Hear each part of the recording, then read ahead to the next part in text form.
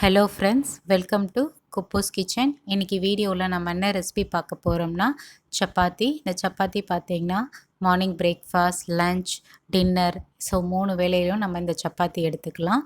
எப்படி செய்கிறதுன்னு பார்க்குறதுக்கு முன்னாடி இது வரைக்கும் நீங்கள் நம்ம சேனலை சப்ஸ்கிரைப் பண்ணாமல் இருந்தீங்கன்னா மறக்காமல் சப்ஸ்கிரைப் பண்ணுங்கள், லைக் பண்ணுங்கள், ஷேர் பண்ணுங்கள், கமெண்ட்ஸ் பண்ணுங்கள். மறக்காமல் பெல் நோட்டிஃபிகேஷனில் கிளிக் பண்ணுங்கள். அப்போ தான் நாங்கள் அப்லோட் பண்ணுற வீடியோஸ் வந்து உங்களுக்கு உடனுக்குடன் வந்து சேரும். வாங்க சப்பாத்தி எப்படி செய்கிறதுன்னு பார்க்கலாம். கிச்சனுக்குள்ளே போகலாம். இப்போ நாம் ஃபர்ஸ்ட்டு நம்ம வந்து மிக்சிங் பவுல் எடுத்துக்கலாம். மிக்சிங் பவுலில் 2 கப் அளவு வந்து கோதுமை மாவு வந்து எடுத்துக்கலாம். நான் வீட்டில் அரைச்ச கோதுமை மாவு தான் எடுத்துக்கிட்டேன். ஸோ 2 கப் அளவு வந்து கோதுமை மாவு எடுத்துக்கிட்டேன். இன்கேஸ் உங்கள் வீட்டில் இல்லைன்னா நீங்கள் டிபார்ட்மெண்டல் ஸ்டோரில் கூட வாங்கிக்கலாம். அடுத்து நான் வந்து ஒரு கப் அளவு வந்து தண்ணி எடுத்துக்கிறேன். கொஞ்சம் கொஞ்சமாக தண்ணியை சேர்த்துக்கிறேன். அடுத்து நான் வந்து கொஞ்சமாக உப்பு சேர்த்துக்கிறேன். உப்பு சேர்த்ததுக்கப்புறமா சாஃப்டாக வரணுன்றதுக்காக 2 டேபிள் ஸ்பூன் அளவு வந்து தயிர் சேர்த்துக்கலாம். தயிர் வந்து ரொம்ப கெட்டியாக இருந்தால் நல்லாயிருக்கும். அடுத்து நான் வந்து எண்ணெய் சேர்த்துக்கிறேன். இன்னும் நல்லா சாஃப்டாக வரணுன்றதுக்காக ரீஃபைண்ட் ஆயில் தான் நான் சேர்த்துக்கிறேன். உங்கள்கிட்ட ரீஃபைண்ட் இல்லைன்னா கடலை ஆயில் எதனா வந்து சேர்த்துக்கோங்க. ஆயில் சேர்த்ததுக்கப்புறமா நல்லா வந்து பிசைஞ்சு விடணும். பிசைஞ்சதுக்கப்புறமா தேவையான அளவு வந்து தண்ணியை வந்து கொஞ்சம் கொஞ்சமாக சேர்த்துக்கோங்க. இன்கேஸ் தண்ணி நிறையா ஆயிடுச்சுனாலும் பிரச்சனை கிடையாது, மாவு போட்டு மேட்ச் பண்ணிக்கலாம். இப்போ வந்து கொஞ்சம் கொஞ்சமாக தண்ணியை சேர்த்துட்டு மாவு நல்லா பிசைய ஆரம்பிக்கணும். மாவு பார்த்திங்கன்னா நல்லா வந்து டைட்டான கன்சிஸ்டன்சியில் இருக்கக்கூடாது, நல்லா லூஸான கன்சிஸ்டன்சியில் தான் இருக்கணும் மாவு. ஸோ எந்த அளவுக்கு உங்களால் பிசைய முடியுதோ அந்தளவு பிசைஞ்சிங்கன்னா சாஃப்டாக சப்பாத்தி நமக்கு வரும். இப்போ பாருங்கள், நம்ம முழுமையாக மாவு வந்து பிசைஞ்சு எடுத்தாச்சு. மேலே கொஞ்சம் ட்ரை ஆகாமல் இருக்கிறதுக்காக நான் வந்து ஆயிலை வந்து தடவிக்கிறேன் எல்லா சைட்லேயும். இப்போ இது வந்து 1/2 ஹவர்லேருந்து 45 மினிட்ஸ் வரைக்கும் நல்லா ஊற வச்சு எடுத்துக்கலாம். இப்போ நான் வந்து அரை மணி நேரம்லேருந்து 3/4 மணி நேரம் நல்லா ஊற வச்சு எடுத்துட்டேன். இப்போ பாருங்கள், இன்னும் கொஞ்சமாக நம்ம வந்து பிசைஞ்சு எடுத்துக்கலாம். அப்போ தான் நமக்கு திரட்டுறதுக்கு நல்லா வரும். அப்படியே சப்பாத்தியும் நல்லா சாஃப்டாக வரும். இப்போ நீங்கள் எந்த அளவு குவான்டிட்டி வேணுமோ அந்த அளவு எடுத்துகிட்டு நல்லா உருண்டை உருட்டிக்கோங்க.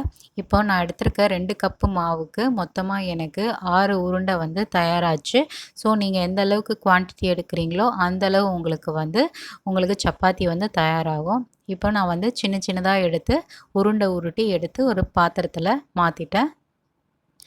இதே போல் ரிமைனிங் இருக்கிற மாவில் எல்லாத்தையும் நீங்கள் உருண்டை உருட்டி பிளேட்டில் இந்த மாதிரி ஃபஸ்ட்டு நீங்கள் எடுத்து வச்சுக்கிட்டிங்கன்னா ஈஸியாக நமக்கு திரட்டுறதுக்கு வரும்.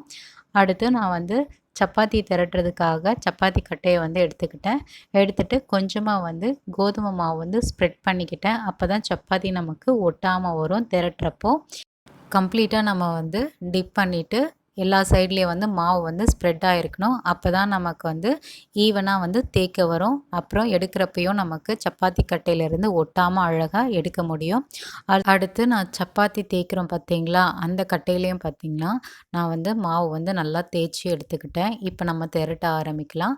உங்களுக்கு எந்த ஷேப் வருதோ அந்த ஷேப்புக்கு நீங்கள் வந்து திரட்டி எடுத்துக்கோங்க. எனக்கு பார்த்திங்கன்னா ரவுண்டாக இல்லாமையும் ட்ரையாங்கிள் ஷேப் இல்லாமையும் அது ஒரு ஷேப்புக்கு வந்துருச்சு. சரி போதும் நமக்கு.